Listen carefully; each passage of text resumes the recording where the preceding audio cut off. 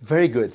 So we've now seen the simple gradient ascent algorithm for logistic regression, how we update our parameters, how we implement it, and we talked a little bit about how to set that step size parameter, best case step size parameter, and what impact it has on the progress of our algorithm. Now I'm going to take a little bit of time to show you how to derive the derivative of the likelihood function for logistic regression, how that gradient is computed. The material we're going to talk about here is quite mathematical. It's really PhD level material, and it can be a little annoying. And for some folks, it might be exciting to go through every detail. For others, this could be something that you skip and it doesn't change anything. So up to you. You're warned, but it's there for when you want to learn more about it. So we're going to jump in to deriving the gradient for the likelihood function for logistic regression.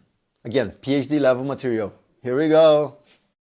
As we said, our goal is to pick the coefficients W that maximize the likelihood function. And that is the product of our data points, so the probability of yi given xi and w. Now, it turns out that all the math that we need to do becomes quite a lot simpler if you take the log of that likelihood function. And I'm going to call that LL of W.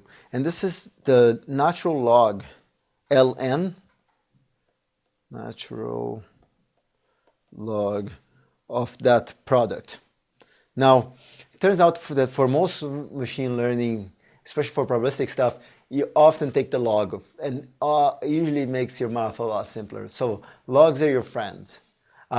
So let me do kind of a quick review of the log, natural log function, log, ln, and that is the function here that I'm showing. So on the, you might have on the x-axis some value z, on the y-axis this is what the log of z looks like. And you see that it's something that actually at 0 will be minus infinity. It grows quickly at first and then kind of much slower later. But this is what the log does. And the reason that it's useful is that that big product that we had actually becomes a sum. So in general, if you have the log of a times b, that is equal to the log a plus log b.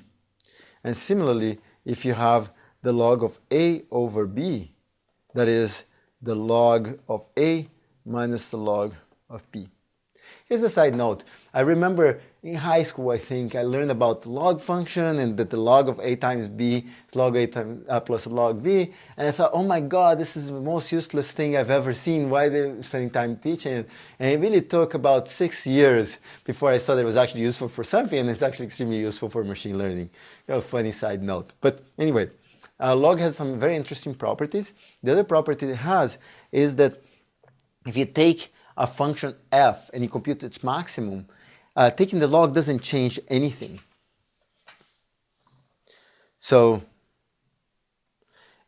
if you don't note w hat here to be, we're going to call it the arg max over w of f of w, and this notation here just means the w that makes f of w largest.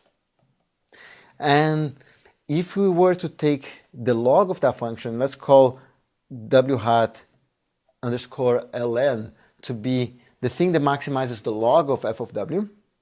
So w hat ln is the arg max over w of the log of f of w. Because log is what's called a monotonic, positive monotonic function, this doesn't change the optimum, this transformation. So it turns out that w hat is going to be equal to w hat ln. So what we did in the previous slide, which is take the log of the likelihood function, still keeps the optimum exactly at the same place. And it's going to make our math quite a bit easier.